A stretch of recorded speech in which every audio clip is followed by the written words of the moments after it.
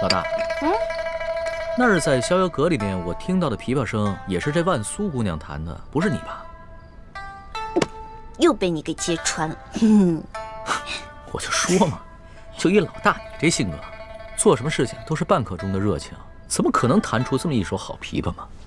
我有一件事做得特别好啊，吹牛啊，所向披靡啊。说到吹牛啊，老大你谦称第二，没人敢称第一啊。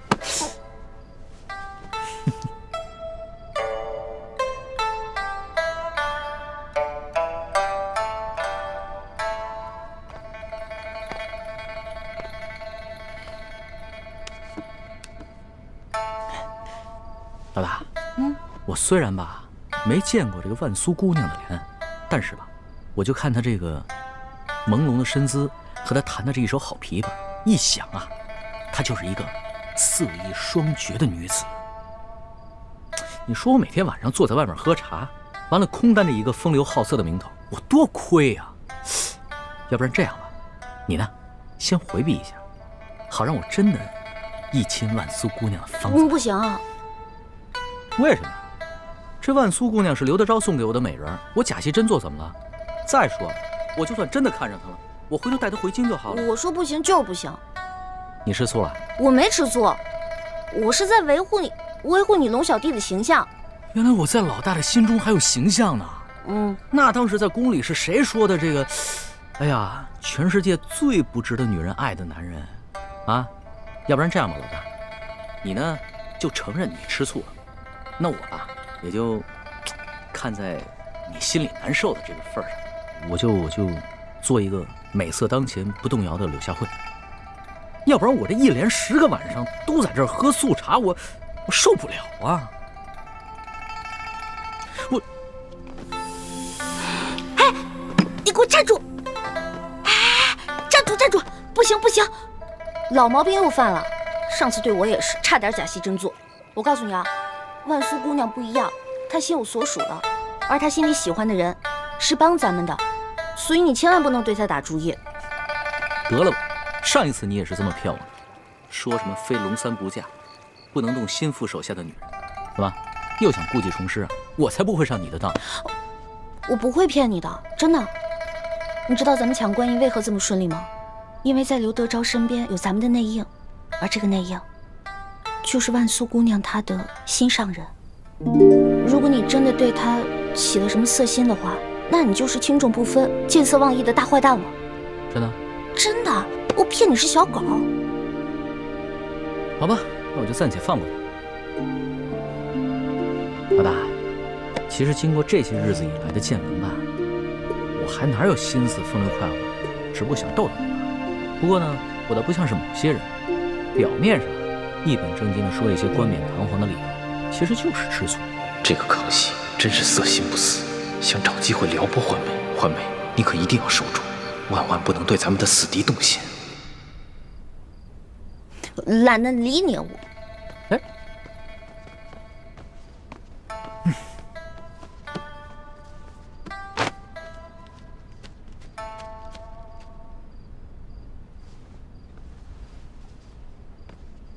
龙大人，时候不早了，小女子恭送大人。看看，人家万苏姑娘心里压根就没有你，催你走呢，别赖着了。好酸啊，好酸啊！好了，万苏姑娘，在下先告辞了。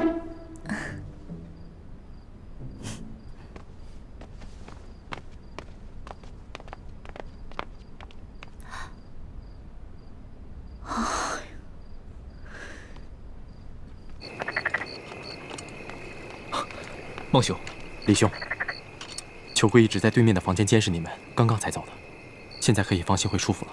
多谢孟兄。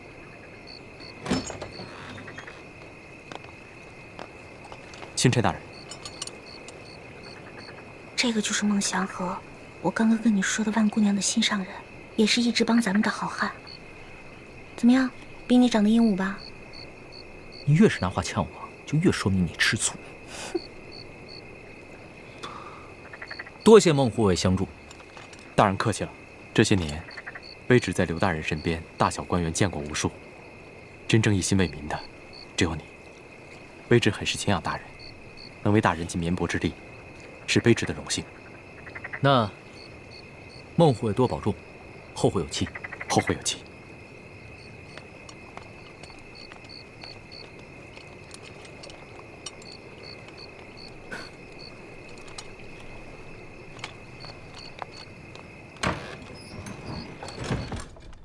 婉妹，孟哥哥，婉妹，孟哥哥，你总算来看我了。我无时无刻不在想你，只是找不到合适的机会。这下好了，我与刘大人的10年之约明日期满，我们可以远走高飞了。真的，太好了。婉妹，你且收拾好东西，明日我来接你。嗯。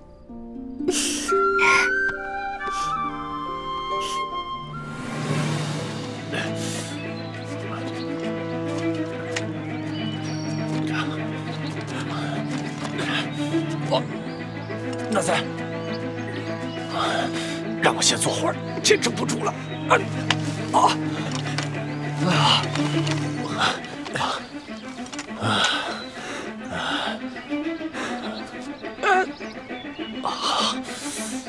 那咱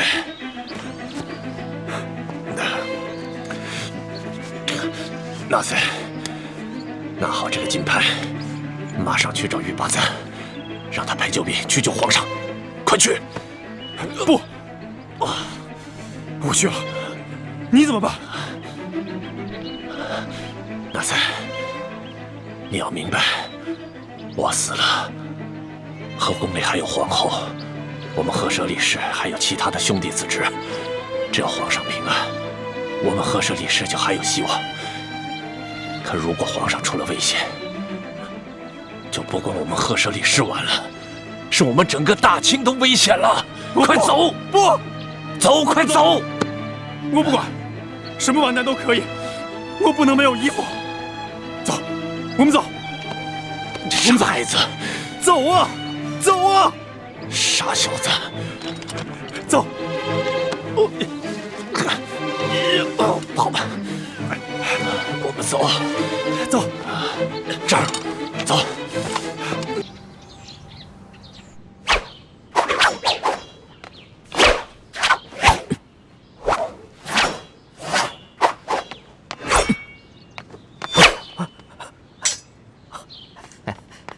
主子，所图怎么样了？苏大人出事了。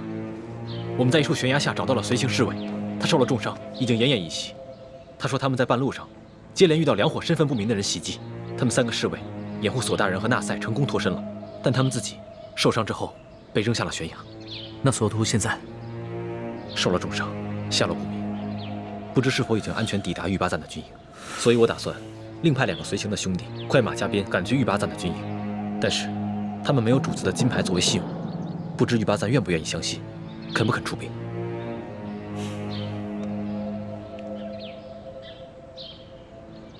主子，不如这样吧，奴才亲自去一趟。玉巴赞认识奴才，如果奴才亲自去说明情况，他应该会相信。那就辛苦你再跑一趟。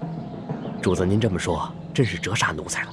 奴才也不用带什么东西，这就轻装出发。我派2个侍卫跟公公一同前去。好。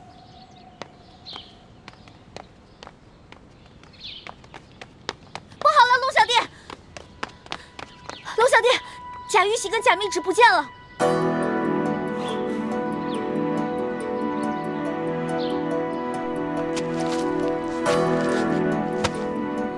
我昨天检查还在呢，这怎么现在贾玉玺跟贾密旨都不见了呢？看来这书府当中一定有人被收买了。这贾玉玺和贾密旨已经落入刘德昭手中。不可能啊，这府上可都是舒府的老人，没理由被舒府的死对头收买了呀。树倒猢狲散，一定是有人见舒大人已经死了，这府中没有了主心骨，所以起了异心。如果府里真有内奸的话，我们的事情是不是有可能都暴露了？不是有可能，而是一定暴露。刘德昭一定会借着贾玉玺和贾密旨大做文章，甚至对主子痛下杀手。龙小弟，现在怎么办啊？36计走为上策，要不然脚底抹油溜吧。如今索额图也下落不明，也只能马上撤出太原了。只恐怕想走已经来不及了。放心吧，有我跟哥哥保护你，一定会没事的。有人来了。龙大人，巡抚大人派人前来，请龙大人过府商议赈灾事宜。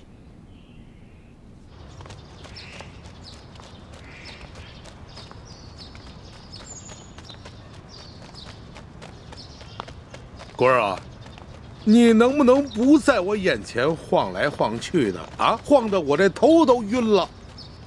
你头晕，我心还烦呢。啊，姐夫，你看看我脸上这字儿啊，到今天都没掉下去。你说这姓龙的他多可恨呢！还有，这小子铁疙瘩一个，官场上这些规矩他懂吗？你还浪费这一桌子酒菜。要我说，人来之后直接拿下，严刑逼供之后再把他灭口得了。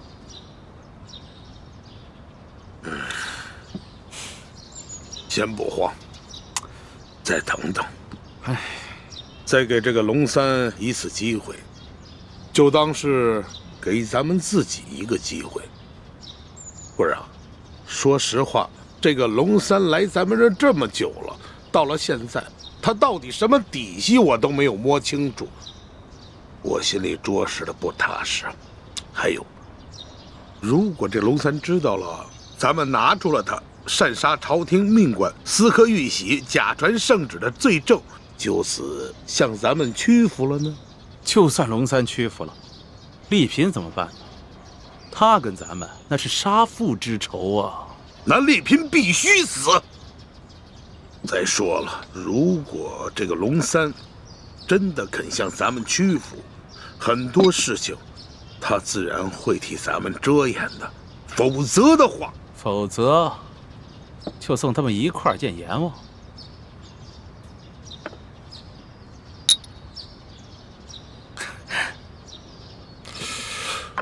唉，什么时候来呀？他这是。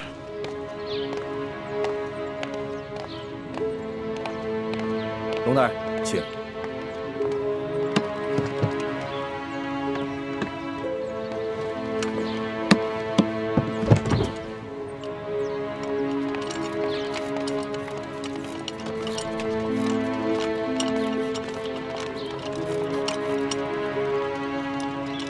丽嫔还在府上吗？啊，还在。刚才他还吩咐奶娘，要众人都到大厅，随他一起为老爷的亡灵念经祈福。交代的事情都办妥了没有？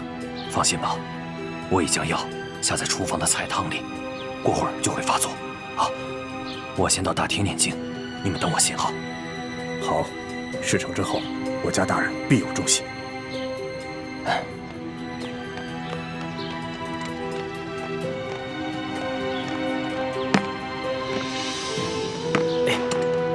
慢点。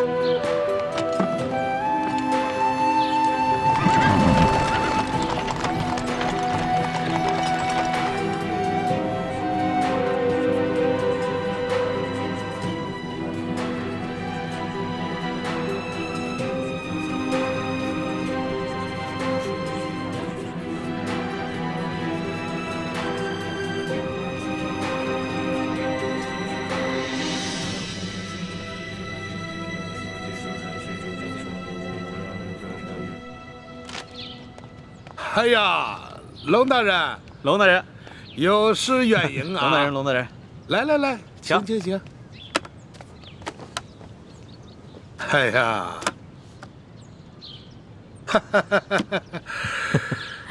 哎呀，此次请龙大人过府没有别的意思，就是有2件东西想请龙大人亲自过目啊。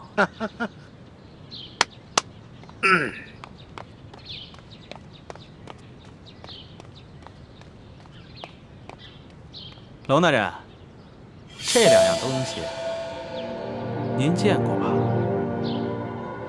刘大人，哎，这些东西你是怎么得来的？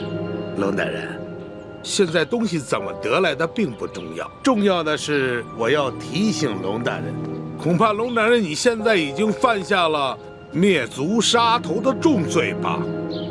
刘大人想怎么样？好啊，龙大人，那我们就不妨打开天窗说亮话。我知道，龙大人，你手上也抓住了我不少的把柄。好啊，想怎么样，那就要看龙大人，你是想大家手拉着手一起死呢，还是抱成团一起活呀？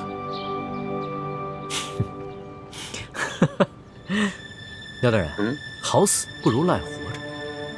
龙某自然是想与诸位一起活了。爽快，爽快！我就说嘛，龙大人是一个聪明之人。是啊，有道是识时务者为俊杰呀。从此以后，我们就是一条船上的人了。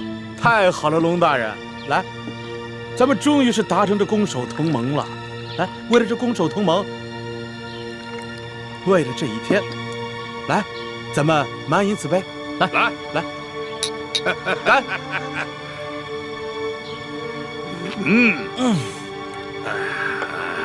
美酒啊！龙大人，既然咱们都是一家人了，那有件事儿，我得求您帮个忙。何事？您瞧我脸上这个字儿啊，您高抬贵手，把您的墨宝给我去了吧。乔老板啊，您脸上这个墨汁儿啊，是我家那个侍女特意调制的。这没有1个月以上，很难洗净。龙某也真是没有办法。乔老板，要不然您多等几日。行，不着急，不着急啊。抱歉，抱歉啊，龙大人，您太客气了。来，自家人不说两家话。来啊，来。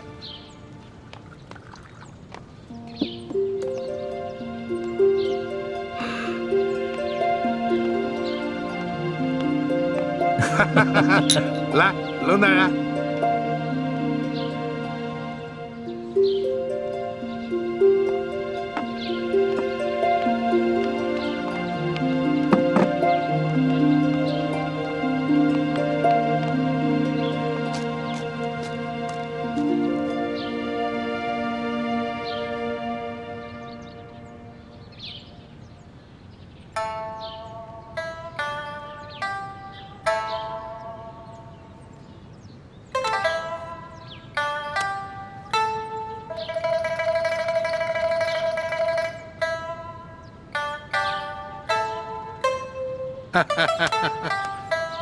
哎呀，龙大人呐，真是一个薄情的人儿啊！面对着这万姑娘色艺双绝，居然是毫不动心呐！刘大人，龙某也不是个不怜香惜玉之人，是，只是那个时候与刘大人尚未交心，背地里啊，就害怕刘大人参我一本，所以只好辜负了美人了。现在好了，以后咱们都是一家人了，你大可以放心的，以后与这万姑娘那是双宿双飞呀！啊，俗话说得好，人不风流枉少年呀。多谢刘大人玉成啊。哪里。龙大人，既然咱们都是一家人了，那有件事儿，希望你多多帮忙啊。何事啊？我们收到消息，听说这丽嫔怀了龙胎了。正是。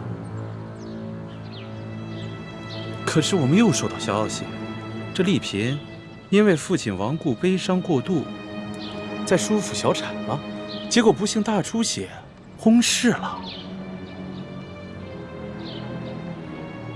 刘大人，这什么意思呀？我刚出府的时候，这丽嫔娘娘还好好的。龙大人，俗话说得好，天有不测风云，人有旦夕祸福啊。龙大人，你是一个聪明之人，这向皇上禀报丽嫔娘娘薨逝的消息，这折子还是由你拟一下吧，就算是你我联名吧。快跟上，快点！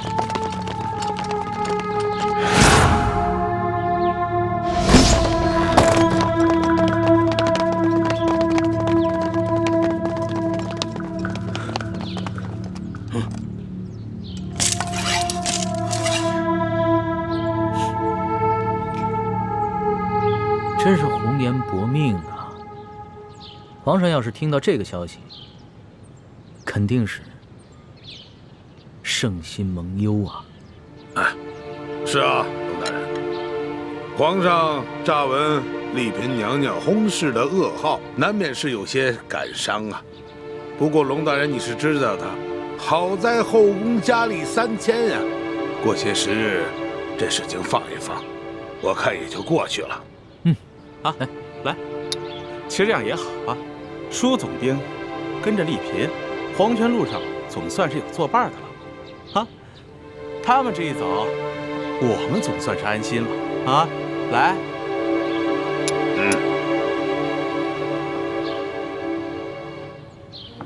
刘大人，那我就不在此喝酒了。我想带着万姑娘去小别院，单独的听她弹弹琵琶，喝喝小酒，你觉得如何？哎呦，龙大人还是个急性的人儿啊！好，你且去风流快活啊。这个丽嫔娘娘的后事由我来料理。不过龙大人切记啊，这个请罪的折子要嫁给你好啊。你放心吧，刘大人。那龙某就先行告辞了。送龙大人。龙大人，请。哎，万姑娘，好生伺候龙大人。是，小女子一定听大人的话，服侍好龙大人。只是，小女子尚有一事相求。啊，万姑娘，请讲。听说，大人府上的孟祥和孟护卫，因为冒犯了大人而被您下了狱。小女子求大人开恩放了他。万姑娘，你为孟祥和求情，你认识他？刘大人，就看在龙某的面子上，放了孟护卫吧，让孟护卫送我们去别院。龙大人，放了孟祥和不难，不过本官有些糊涂啊。万姑娘，你是怎么认识孟祥和的？你又是怎么知道孟祥和犯了事，下了大狱呢？因为小女在裘老板府上和大人府上住的时候，孟护卫对我多有照顾，所以我对他心怀感激。老爷，老爷，不好了，老爷！慌什么？慢慢说。舒府出事儿了。出什么事儿了？丽嫔死了？不是，是丽嫔娘娘她不见了。什么？怎么会不见了呢？当时我们正在诵经祈福。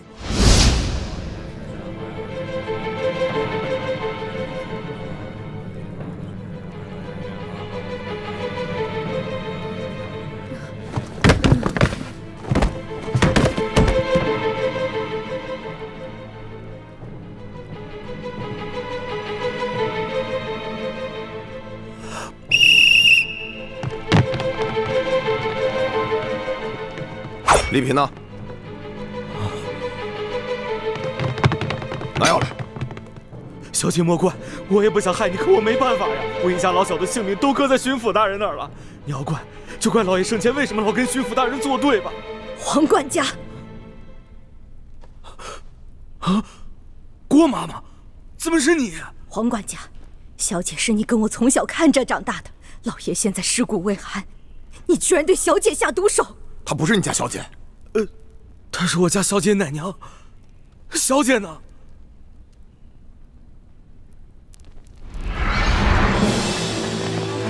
走，搜，这边，仔细搜。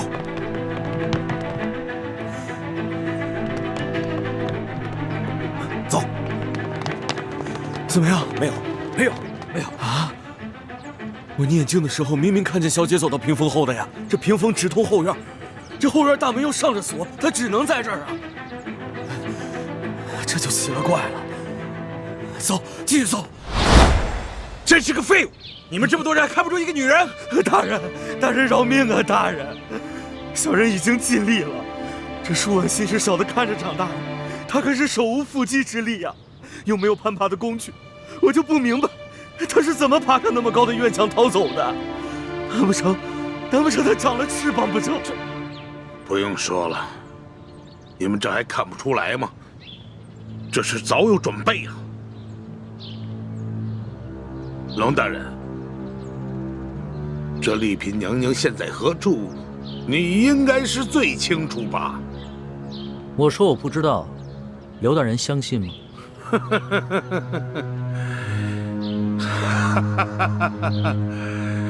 你们说我相信吗？来人，快！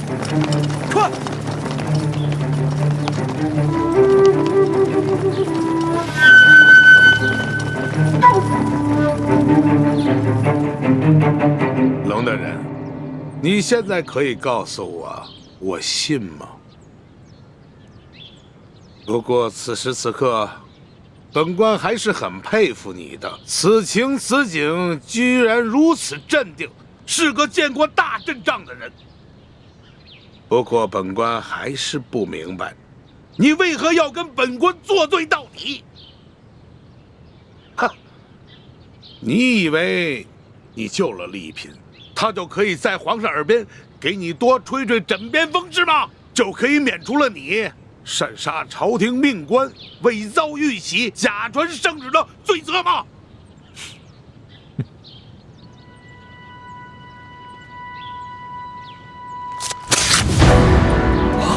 你，龙大人，巡抚大人派人前来，请龙大人过府商议赈灾事宜。好，我知道了，我换身衣服就过去。那小的先为大人准备车马。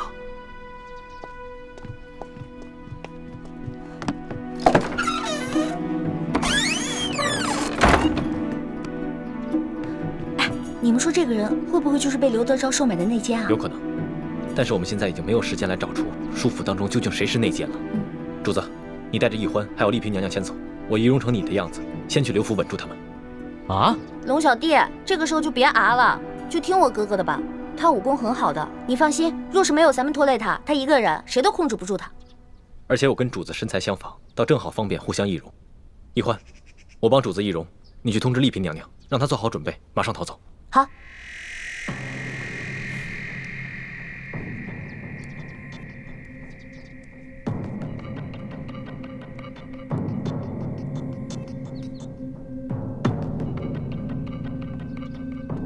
主子，多保重。要不要带几个侍卫？不必了，你跟奕欢更需要人保护。等我去了刘府，引开刘德昭的手下，你们就赶紧出城吧。等一等，多加小心，不要恋战，务必全身而退。多谢主子关心。李建清，怎么会是你呢？都别乱动！别动啊！走！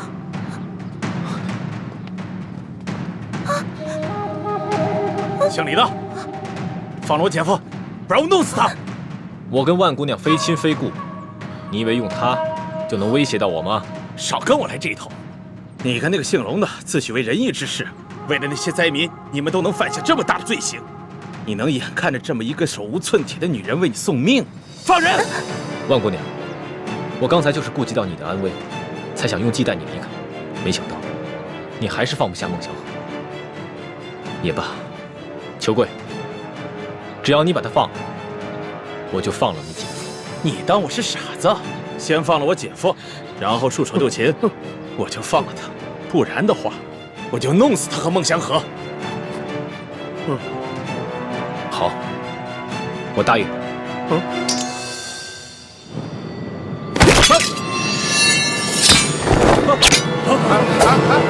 喜欢的，受伤刘大神，刘大神啊！你是倾城？没错，我是雪倾城。不行，小师妹，我不能跟你们一起走。这府上既然出了内奸，我们的计划暴露，孟祥和也迟迟不来送信，说明他已经出事了。我要留下来，跟师父一起救出孟祥和和舒婉心，放他们一条生路。雪姐姐，你放心吧，朱哥哥都说了，他会见机行事，救出孟大哥的。大师兄虽然武功高强，可留他一个人在这里对付刘德昭这帮心狠手辣的禽兽，我不放心啊。雪姐姐，我觉得你对朱哥哥真好，事事都为他着想。小师妹，你别多心啊。是因为大师兄身份特殊，所以我才把他的安危放在首位。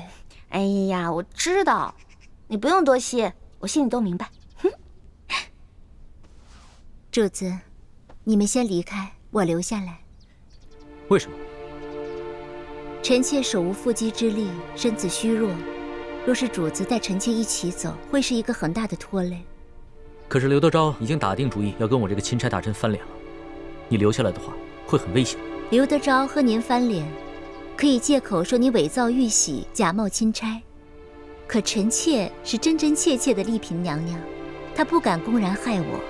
若是来暗的，臣妾这府上大多是跟随家父几十年的老人，不可能都被刘德昭收买，他们必定会尽全力保护臣妾。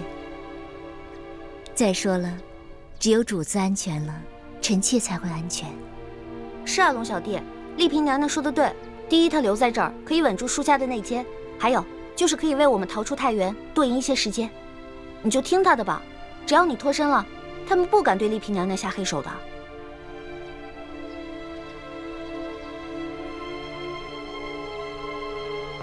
来人呐，来了。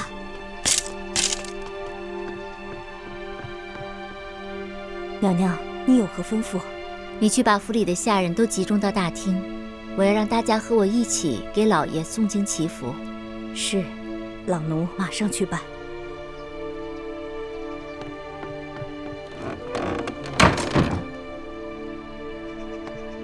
主子，一会儿府里的下人都会集中到大厅，你们就可以从后门离开了。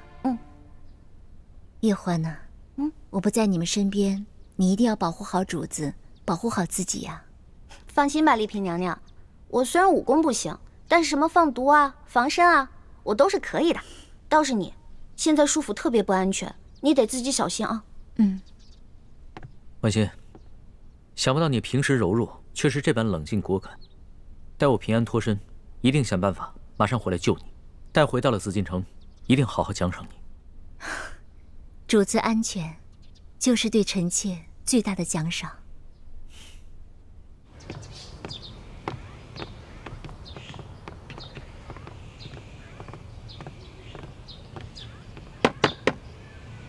万姑娘，你准备好了吗？快了，麻烦您再等一会儿。他们怎么还不来？这可怎么办啊？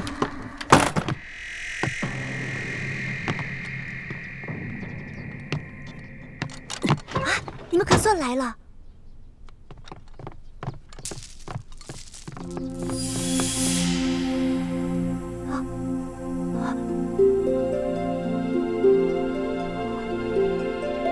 你是舒姑娘，我就是雪倾城，咱们总算见面了。我们真的是长得一模一样，多谢姐姐以身相替，我才能有机会和孟哥哥私奔。当初形势所迫，不得不暗中劫走姑娘，还望姑娘见谅。好了，现在不是说话的时候，有什么话还是出去再说吧。舒姑娘，你赶紧动身跟我们走。不行，走不了了。刘德昭宴请钦差大人，要我前去陪酒助兴。啊！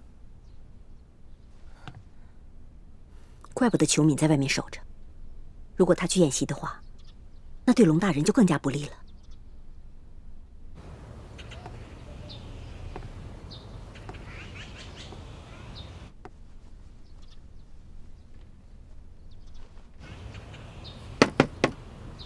万姑娘，衣服换好了吗？别再拖延时间了，快点啊！万姑娘，万姑娘，你如果再不回应，我得冒昧进去了。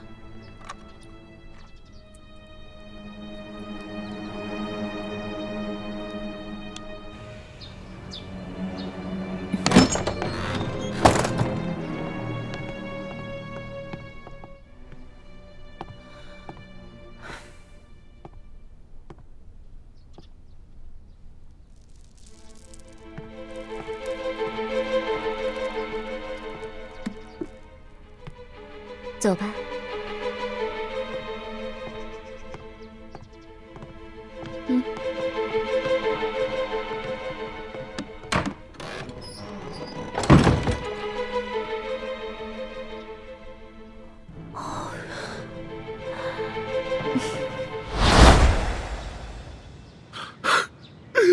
穷官，你看你干的好事儿！我也不知道啊，他怎么就会武功了呢？他少废话。小姐，怎么是你呀？管家，你说谁？她是我家小姐，丽嫔娘娘。可是不对啊，我家小姐不会武功啊。虽说入宫之前，长河老爷骑马射箭，可那都是闹着玩的。怎么突然之间？这2记耳光是替舒家赏你的。你到底是不是我家小姐啊？刘大人，让这些官兵都退下去。姐夫，退下去，退下去啊！对，退下，退下，快退，快，都快点呀！刘大人，放了孟祥和，给我们准备3匹快马。我备马。备马，快！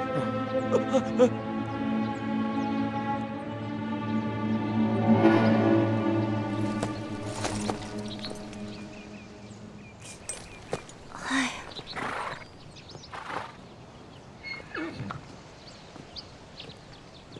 舒姑娘，你不要着急，青城他们一定会平平安安把你的孟哥哥带回来的。哎，但愿他们3个能平安无事啊！阿弥陀佛，菩萨保佑，菩萨保佑，菩萨保佑！来了，什么来了？我听到马蹄声了。看，青城带着你的孟哥哥，他们回来了。婉妹，孟哥哥，婉妹，哥哥，太好了！哎，刘德昭那个狗官没有为难你吧？没有，好歹我也护了他10年，救过他无数次。他对我算手下留情了，只是给我灌了些舒筋软骨的药，把我关进地牢。多亏李兄和雪姑娘救了我，还帮我解毒，恢复了武功。来，感谢3位的救命之恩，我们无以为报。在此，我们2个就给3位磕头谢恩了。哎，孟兄，快起来！来。婉心妹妹，你我虽然非亲非故，却因容貌相似结下了不解之缘。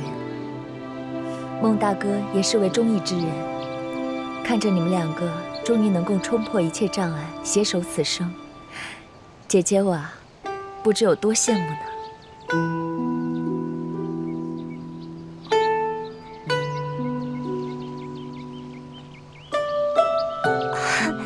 雪姐姐，我有我的孟大哥，你不是也有李护卫吗？我祝愿你们也能冲破一切障碍，白头偕老。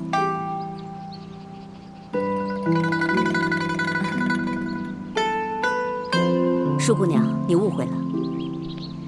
李护卫他从小就已经有了未婚妻，他的未婚妻也是我们青城的好姐妹，她们从小一起青梅竹马长大，所以他们的关系只是兄妹之情。对不起啊，我给弄错了。那我祝你们好人一生平安吧。虽然我不知道你们为什么要绑架我，又让雪姐姐顶替我入宫，可我知道你们都是好人。婉欣妹妹，今日我不得已在刘德昭等人面前显露了武功，他们肯定会怀疑我的身份，但只要你不暴露行踪，不落到刘德昭等人的手里，他们就没有证据证明我是假冒的舒婉欣。所以，姐姐拜托你，一定要远离山西，小心隐藏行踪。好。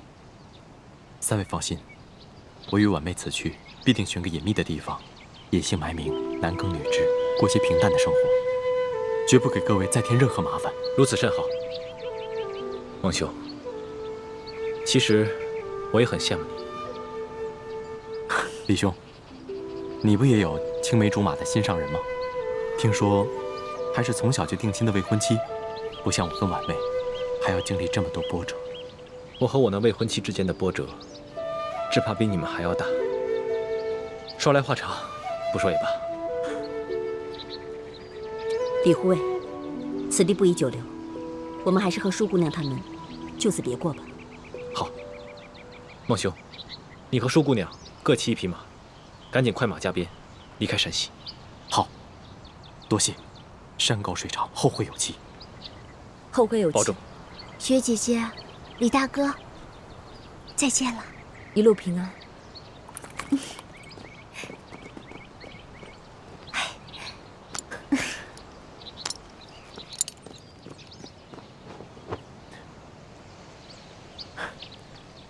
保重。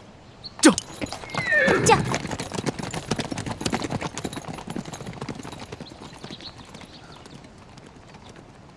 师傅，你跟我们一起去见康熙吗？我就说你的病已经好了。不，我要回明珠谷，协助晋王查出谷中奸细。倾城，以前我陪你进宫，是担心你的安危。如今现在宫里面有太子还有奕欢来照应你，我就放心多了。你就告诉康熙，虽然我的病大好，但是我要留下来给老爷守灵。那师傅，您一定要多保重。多保重。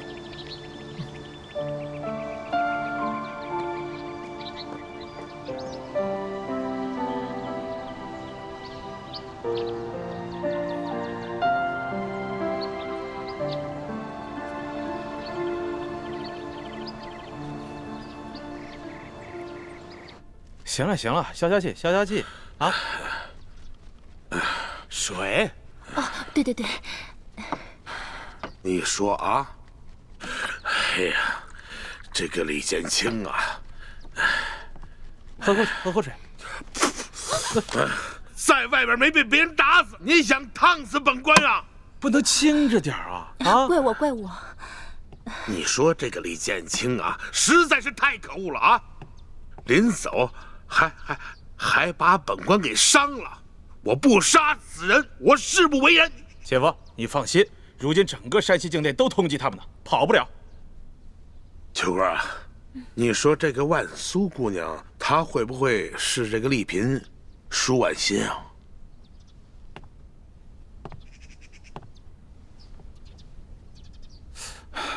不大可能吧？这万姑娘是我手下从外面掳回来的，而且奇了怪了，她本来手无缚鸡之力，怎么突然之间就成武林高手了？那这个万苏长得跟舒婉欣是一模一样，而恰恰就在这个当口，丽嫔娘娘从舒府消失了。舒管家啊，在。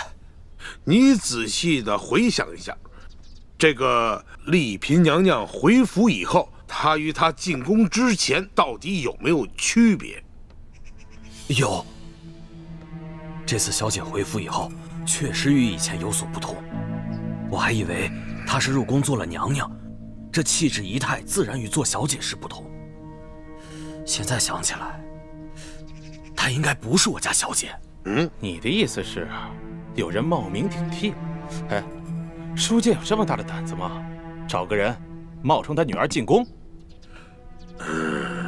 舒管家，那挟持裘贵的可是丽嫔娘娘？反正我家小姐不会武功，挟持裘老板的肯定不是我家小姐。至于是不是丽嫔娘娘，我还真不敢妄下定论。莫非这书剑找了一个样貌相仿的江湖女子，冒充你家小姐进宫？这万苏才是舒婉心。万苏，舒婉心。姐夫，我觉得你这推测应该是对的。他本来应该是找了一个极其隐秘的地方藏起来了，后来知道他爹病重了，才冒险出来，要见他老子最后一面。可是没成想半路给我劫了，他为了不暴露身份，才谎称叫万苏。此种说法是最为合理的。那舒剑为什么要找一个武林的高手冒充他女儿进宫呢？他意欲何为呀？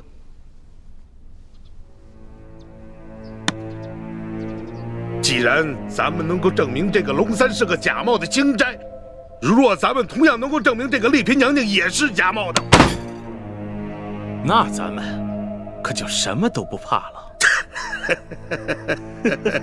哎，轻点，轻点。是。皇祖母，可有皇上消息了？暂且还没有。皇上都已经半个月没有消息了，妾身的叔叔也没有了音讯，该不会是出了什么意外吧？你慌什么？越是情况不明的时候，越不能慌。锁头半个月前曾送来密奏，说是皇上要办刘德昭，为防刘德昭狗急跳墙，奉了皇上的旨意去调御巴赞的兵。也许他不在皇上身边，也没什么密奏的，所以就没有送来。可是，不仅有刘德昭，还有吴三桂的人也盯着皇上呢。妾身是在担心。吴三桂，倒的确比刘德昭更可虑，但也不必过分的担心。吴三桂的嫡长子吴应熊还在咱们手里呢。哀家已经另派心腹前往山西去接应。你呀，可是后宫之主啊，千万不要乱了阵脚，切记不要让别的嫔妃们知道皇上去了山西的情况，免得多生是非了。多谢皇祖母提醒，妾身明白了。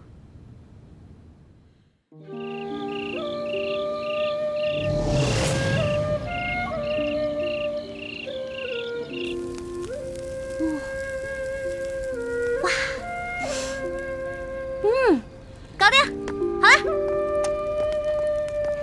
真香。老大，你这偷鸡摸狗的本事还真不错呀。注意啊，我不是偷的，我在农户的鸡窝里放了一锭碎银子呢。得了吧，不告而取就是偷。行，我偷的，待会你别吃，你别吃啊。丽嫔娘娘，来，好香啊！来吃吧。吃完了这儿还有啊，接着来。哎，我的呢？你的？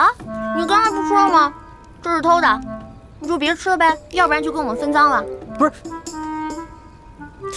哇！主子，您先用我这份吧。你看看，任婉心好。来，丽嫔娘娘，来。好。好好吃。老大，没想到你还有这手艺。那当然了，我从小学别的不精，但是我以前有个师傅，他是前明的厨子，是最有名的厨子，所以我跟他学习的时候可认真了。前明最有名的厨子，御厨啊。主子，千万别听玉环瞎说。那个教咱们做饭的师傅，不过是在大户人家掌过勺而已。是啊，我不吹牛嘛，别戳穿我呀。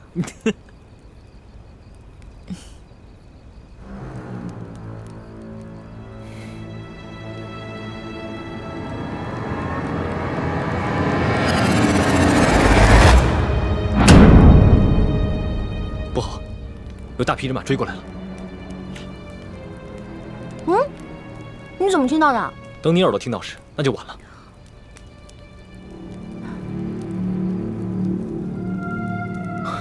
四面八方都有人追过来，我们被包围了。什么？那我们现在该怎么突围啊？这批人武功不弱，人数众多，若强行突围的话，恐怕难护主子周全。幸好我做的人皮面具还在，只能用之前的办法了。我找一个侍卫兄弟扮成主子的模样，我们先引开追兵，东西都不要带了，赶紧撤离。好吧。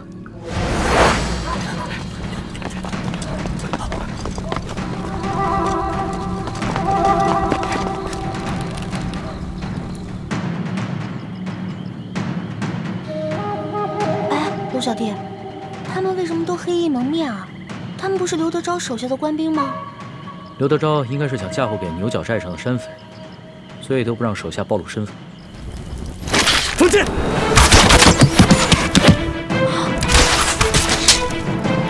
是这样吗？好狠啊！抓住龙三和那个姓李的！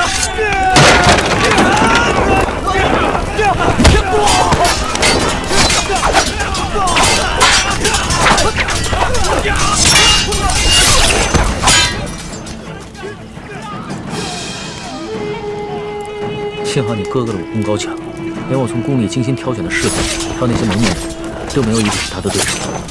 那当然了，我从小偷懒，我哥哥可不，他勤快着呢。我哥哥啊，什么都会，本事大着呢。最重要的是，他还有勇有谋，临危不惧。幸好，他不是我的敌人。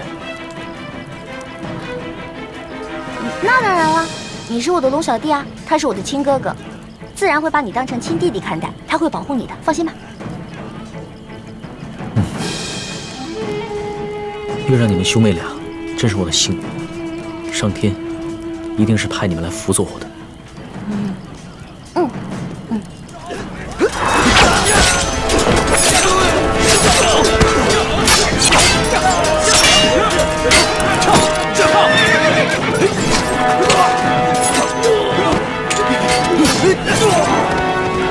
快追！没事吧，陆小弟？没事了啊。看来这出了紫禁城，还真得让你这个老大保护我。哦，对了，我们赶紧去另一棵树上，把丽嫔弄下来。哦，对，走。走。丽嫔娘娘。哎，丽嫔人呢？薛姐姐准不放心朱哥哥，又悄悄赶去帮忙了。丽嫔怎么不见了？我可能记错了，我哥没有把她藏在树上。那咱们赶紧一起去找她吧。书剑已经为国捐躯了，我一定要保护好她的女儿。龙小弟，你可真仗义。不用找了，我在这儿呢。丽嫔，你去哪儿了？哦，臣妾被李护卫藏到了远处的一棵树上，我看到他们走远了，就顺着树干慢慢滑下来了。这林子里的树可都是很高的，你居然能自己滑下来？啊，主子，臣妾的爹可是威震一方的武将，臣妾小时候也是在马背上长大的，这点胆量还是有的。以前在宫里的时候，总觉得你知书达理，多才多艺，温婉可人，没想到你还外柔内刚，有胆识。主子过奖了。哎，行了行了，咱们别在这聊天了，咱们去个安全的地方吧。这样，去反方向，咱们逃吧。好。的手，快快！不是我的，是刚才有人要伏击大师兄，我把那个人解决了。快走走。给我拿点水。谢谢啊。他怎么样？不行了，救住我！疼！我这有水。忍着点。王大哥。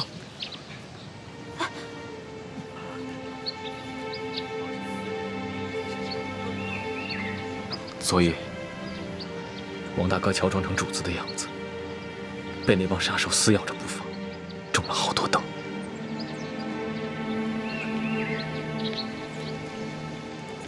这些侍卫都是我从宫里精挑细选出来的，个个都训练有素，忠心耿耿。出宫的时候有30余人，现在却只剩下这么10来个。刘德昭啊，刘德昭，这笔账我会慢慢跟你算清楚。主子，昨天我本可以杀了他，但我未奉主子的旨意，不敢擅杀朝廷命官，而且就那么一刀结果了他，实在是太便宜他了。你做得对，要杀一个刘德昭容易，但是一定要将他的罪行昭告天下，明正典刑，这样才能起到杀一儆百的作用。等我回了宫之后，就借刘德昭这颗人头，开启整顿吏治之风。哎，朱哥哥，你知道吗？你说这个刘德昭明明可以光明正大的派人来抓我们，为什么让他的手下偷偷摸摸的呀？这些黑衣人不是刘德昭的手下，不是刘德昭的。主子，你看这些伤，这伤怎么了？这伤都是左身右切，下身上切，说明这些杀手的刀法习惯反劈和上撩，这和之前舒总兵身上的刀伤是一样的。这是江湖中地躺门的独家刀法，刘德昭手下的正规官兵不可能会使。那按你的意思说，追杀我们的人和刺杀舒剑的人都是同一伙人，都是吴三桂之士？10有8九是如此。难道吴三桂已经识破了我的身份？这倒未必，也许吴三桂只把你当作钦差大臣，怕你调查舒剑之死时有所发现，才想要在山西地面上杀人灭口，嫁祸给刘德昭。看来你说的对啊，这趟回京的路上注定不会太平。主子，有一队官兵追过来了。有多少人？30、40人。主子，我们赶紧走。昨夜我们刚经历一场血战，不宜跟他们硬了。走。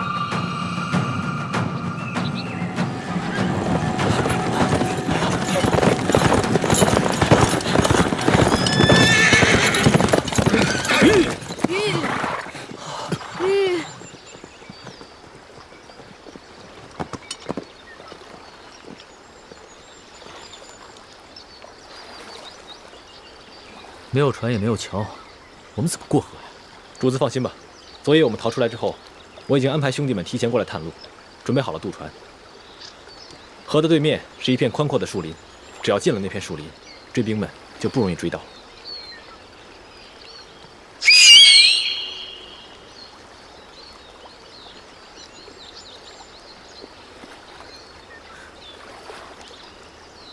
你应变能力之强，安排之周密，确实令我大开眼界。要是论江湖经验，我确实不如你。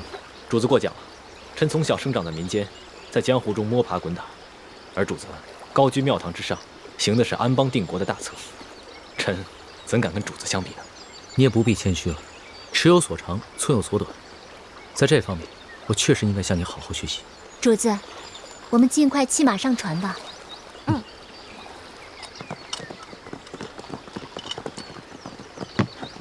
来，快跟上！这边，追兵马上来了，你们先走，我带侍卫兄弟们去引开追兵。哦，主子，我跟李太医一起骑马引开追兵吧。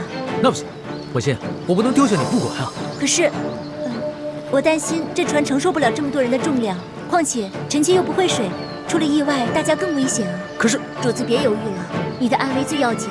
一会儿，主子交给你了。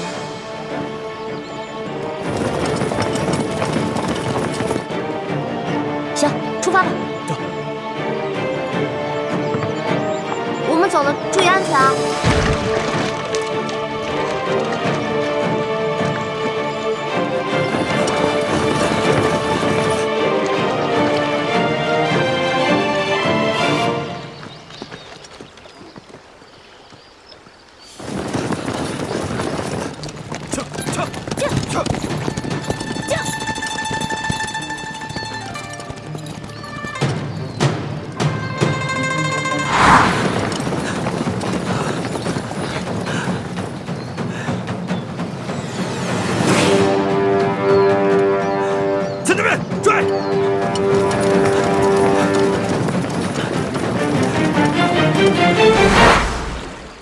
奇怪，这刘德昭和吴三桂的人，为什么对我们的行踪了如指掌，如影随形？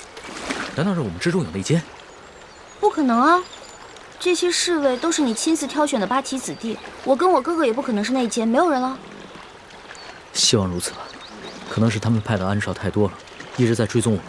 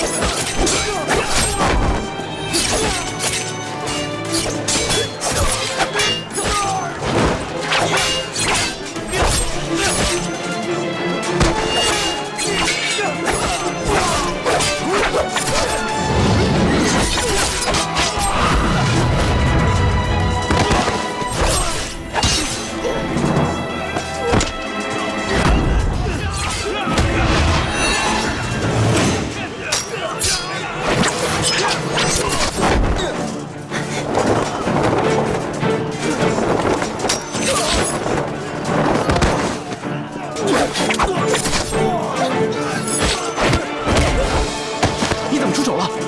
娘娘，你居然会功夫！当心！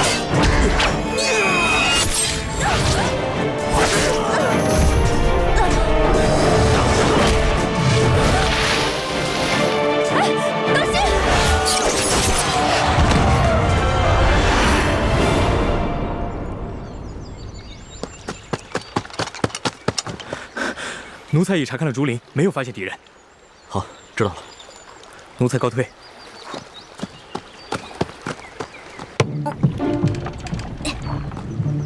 哎，老大，老大，你把船推走干嘛呀？这样你哥哥要是甩了追兵以后找不到我们怎么办？龙小弟，你真是聪明一时，糊涂一时啊！你说你把船放在这不推走，那敌人追上了，不就知道咱们在哪儿了吗？真是。哦。哎，你会不会水啊？不会啊。 我从小在皇宫里长大，从来没下过水。那你还当什么真龙天子啊？你当哈鸭子算了。这点我哥哥就比你强多了。我哥哥不仅精通水性，他呀可以一口气憋在水里好长时间都不浮上来的。